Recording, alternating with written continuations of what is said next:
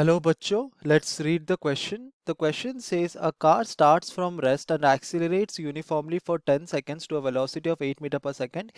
It then runs with a constant velocity and is finally brought to rest in 64 meters with a constant retardation. The total distance covered by the car is 584 meters. Find the value of total time taken.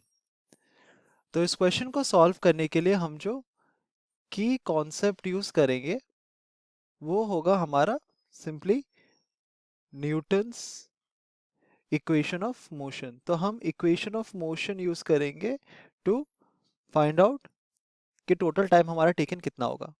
तो हमें कहा गया है कि हमारे पास एक car है, तो हम ऐसे ड्रॉ कर सकते हैं। हमारे पास एक कार दिया गया है। तो for the initial 10 seconds that is t1 is equal to 10 seconds के लिए हमारा जो कार है वो यूनिफॉर्मली एक्सीलरेट कर रहा है। मतलब ए हमारा यूनिफॉर्म है। यूनिफॉर्म है मतलब कॉन्स्टेंटली इतने वैल्यू से वो एक्सीलरेट कर रहा है for time t is equal to 10 seconds. और इसका फाइनल वेलोसिटी जब होता है, जब 10 सेकेंड के बाद इसका जो फाइनल वेलोसिटी है वो हो जाता है 8 मीटर पर सेकेंड। और हमें कहा गया कि हमारा जो कार है it starts from rest, so u is equal to 0 metre per second. तो हम पहले क्या करेंगे, हम फाइंड आउट करेंगे कि हमारे जो यूनिफॉर्म एक्सीलरेशन है इसका वैल्यू कितना होगा। ये 10 सेकेंड के लिए जो एक्सीलरेट कर रहा है कितने रेट में एक्सीलरेट कर रहा है। तो हमें पता है कि v is equal to u plus 80, so v is equal to 8, 0 plus a is not given and this is 10। तो हमको क्या मिल जाएगा, that a is equal to 8 by 10 जो कि होता है 0.8 मीटर पर सेकेंड स्क्वायर। तो 0.8 मीटर पर सेकेंड स्क्वायर के रेट से हमारा पहले 10 सेकेंड के लिए हमारा कार जो है वो एक्सीलरेट करता है। तो इस 0.8 सेकेंड्स में 0.8 मीटर पर सेकेंड स्क्वायर के रेट पे हमारा टोटल डिस्टेंस ट्रेवल कितना होगा। तो हम लिख सकते हैं एट आफ्टर, तो हम लिख सकते हैं यहाँ पर after time t1 distance travel जो होगा हमारा टोटल कितना हमारा डिस्टेंस ट्रैवल किया जाएगा बाय द कार S1, ये कितना हो जाएगा simply ut plus half A T square. तो ये तो जीरो हो जाएगा क्योंकि इनिशियली तो ये रेस्ट पे था। तो ये जगह 1/2 a इज 0.8 मल्टीप्लाइड बाय 100, तो ये जगह 0.4 और 40 मीटर्स। इसका मतलब इनिशियली 10 सेकेंड्स में इसने 40 मीटर्स का डिस्टेंस ट्रैवल किया। 40 मीटर का डिस्टेंस ट्रैवल करने के बाद हमें कहा गया है कि उसके बाद सर्टेन अमाउंट ऑफ टाइम के लिए हमारा जो कार है वो एक फिक्स वेलोसिटी के साथ मूव करता है। तो it says it runs with a constant velocity. तो हम अज्यूम करते हैं कि फॉर टाइम t2 हमारा जो कार है वो एक कांस्टेंट वेलोसिटी के साथ मूव कर रहा है। ठीक है, और ये कांस्टेंट वेलोसिटी क्या है, इसका जो फाइनल वेलोसिटी है 8 मीटर पर सेकेंड। और इस दौरान इस कांस्टेंट वेलोसिटी के साथ जब ये t2 टाइम के लिए मूव करता है, जो ये डिस्टेंस ट्रैवल करता है वो है इक्वल टू s2। तो हम क्या लिख सकते हैं, s2 is equal to simply 8 multiplied by t2। ठीक है, ये s2 हो जाएगा। और हमें कहा गया है कि s2 डिस्टेंस ट्रैवल करने के बाद ये एक और 64 मीटर्स का डिस्टेंस ट्रैवल करता है। और ये जो डिस्टेंस ट्रैवल करता है ये है बिकॉज इसके ऊपर एक रिटार्डिंग फोर्स लगता है जिसके वजह से ये स्लो डाउन होता है।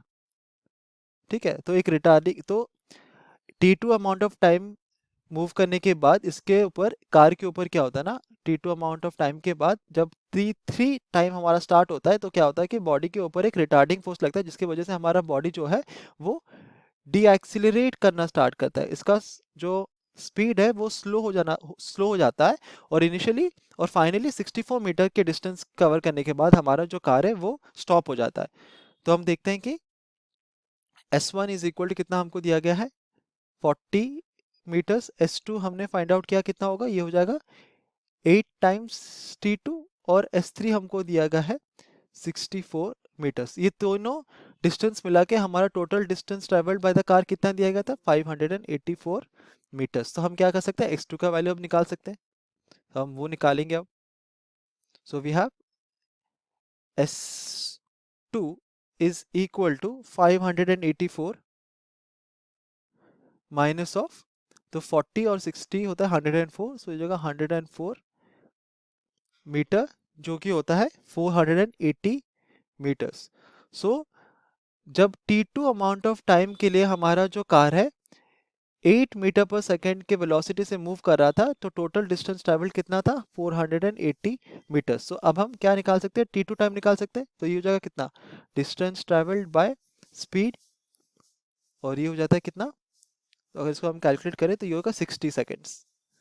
सो 60 सेकेंड्स के लिए हमारा कार 8 मीटर पर सेकेंड के स्पीड से मूव कर रहा है और ये 480 मीटर का डिस्टेंस ट्रैवल कर रहा है। अब हमें कहा गया है कि इस 480 मीटर का डिस्टेंस ट्रैवल करने के बाद क्या होता है कि 64 मीटर का डिस्टेंस ट्रैवल करता है हमारा बॉडी। तो आफ्टर 480 लेट अस अज्यूम कि t3 amount of time travel करने के बाद हमारा कार फाइनली स्टॉप हो जाता है, रुक जाता है। तो t3 amount of time travel करने के बाद हमारा इनिशियल वेलोसिटी कितना था, वो था 8 मीटर पर सेकेंड, और फाइनल वेलोसिटी हो जाएगा कितना, 0 मीटर पर सेकेंड। ठीक है, तो अब हम क्या कर सकते हैं, अब हम इससे निकाल सकते हैं कि हमारा एक्सीलरेशन का वैल्यू कितना होगा, क्योंकि हमारा डिस्टेंस ट्रेवल हमको दिया गया है विच इज 64 मीटर्स। तो हम क्या करेंगे, V square minus of U square is equal to 2as। तो ये जाएगा minus of 64 is equal to 2 multiplied by A multiplied by S जो कि है 64। तो हमको मिलेगा a is equal to minus of 0.5 metre per second square. तो हम देखते हैं कि हमारा एक्सीलरेशन का जो वैल्यू है नेगेटिव है, इसका मतलब हमारा जो बॉडी है वो स्लो डाउन कर रहा है, वो रुकने की कोशिश कर रहा है कि रुक जा रहा है। ठीक है, तो अगर 0.-0.5 मीटर पर सेकेंड स्क्वायर के रेट से हमारा बॉडी स्लो डाउन कर रहा है, तो कितने टाइम में वो स्लो डाउन करेगा, वो हो जाएगा t3 is equal to v minus u by a. हमें पता है कि v is equal to u plus a t. तो हमें पता है कि व्यू कितना होगा, वो होगा 0 minus of 8 divided by minus of 0.5 जो कि होता है 16 सेकेंड्स। तो टोटल टाइम टेकन अब हम क्या लिख सकते हैं, तो हम लिख सकते हैं यहाँ पर टोटल टाइम टेकन, ये हो जाएगा simply t1 plus t2 plus t3। तो जो कि होता है 10 seconds plus 60 seconds plus 16 seconds. अगर इसको हम कैलकुलेट करेंगे, ऐड करेंगे, तो हमको मिलेगा 86 seconds. So total motion of the car जो है वो हमारे 86 सेकेंड्स के लिए लास्ट करता है। Hope you understood it well, best of luck.